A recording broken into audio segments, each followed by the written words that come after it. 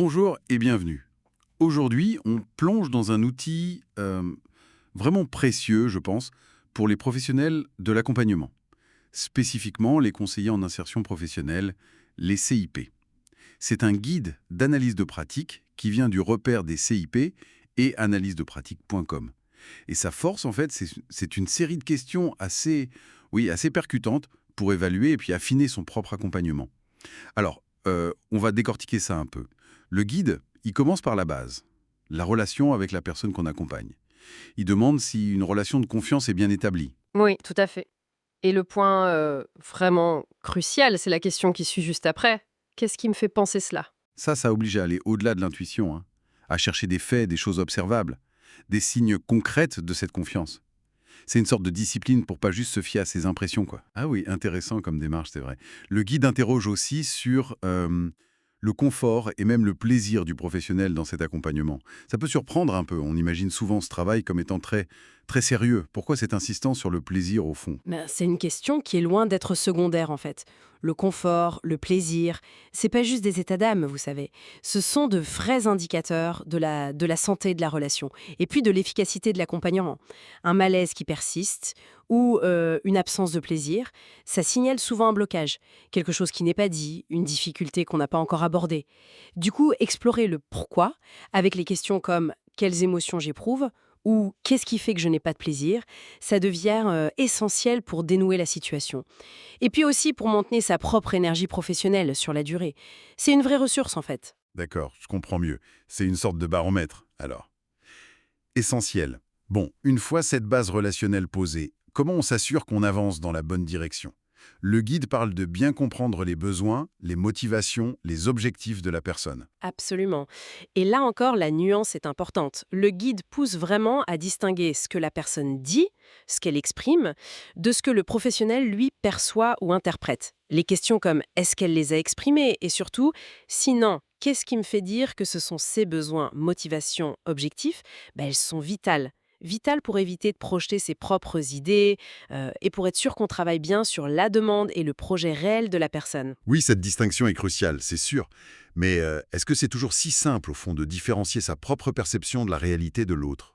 C'est pas évident, non? Non, bien sûr que non, ce n'est jamais simple. Et c'est justement pour ça que ces questions sont là.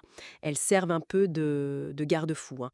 Un outil de vigilance constant. D'ailleurs, le guide aborde aussi la question des freins et des résistances, pas seulement chez la personne accompagnée, attention, Ah, mhm. mais aussi chez le professionnel lui-même. Ah oui, identifier ses propres résistances. Ai-je identifié des résistances à mon niveau? Demande le guide. Ça demande une sacrée dose d'honnêteté intellectuelle quand même. Est-ce qu'il n'y a pas un risque de trop se regarder le nombril, si je puis dire?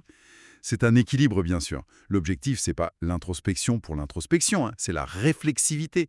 Comprendre comment mes propres réactions, mes propres filtres influencent l'accompagnement. Et d'ailleurs, le guide est très concret là-dessus. Il suggère d'en parler, d'échanger avec des collègues sur les difficultés qu'on rencontre. Souvent, reconnaître ses propres limites ou ses résistances, c'est le premier pas pour trouver des solutions. Et parfois, c'est grâce au collectif qu'on y arrive. Logique, oui.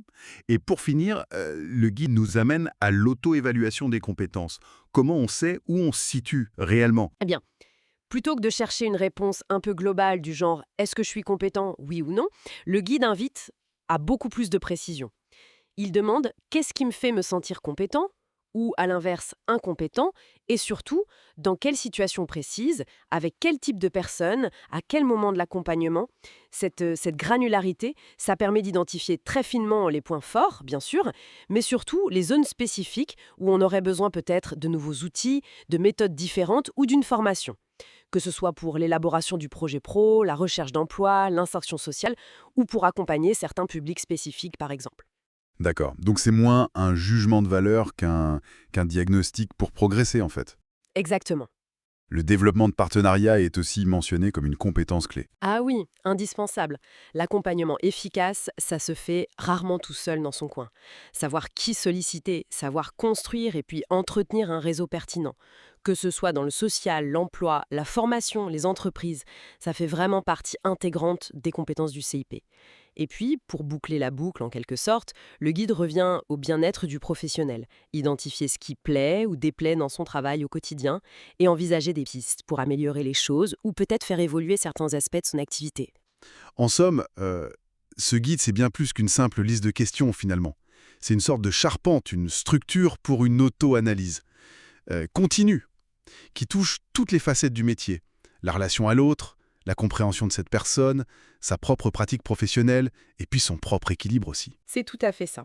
Et la vraie puissance de cet outil, je crois, ça ne réside pas seulement dans le fait de se poser ces questions une fois, comme ça, de temps en temps. Mais c'est plutôt dans leur intégration régulière dans sa pratique, quotidienne ou hebdomadaire, peu importe. Et là, la question qui se pose, c'est quelle transformation profonde ça induit sur le long terme, dans la posture même du professionnel, dans sa manière d'être en relation, de concevoir son rôle. C'est peut-être ça, la réflexion la plus essentielle à emporter avec soi après avoir exploré ce guide.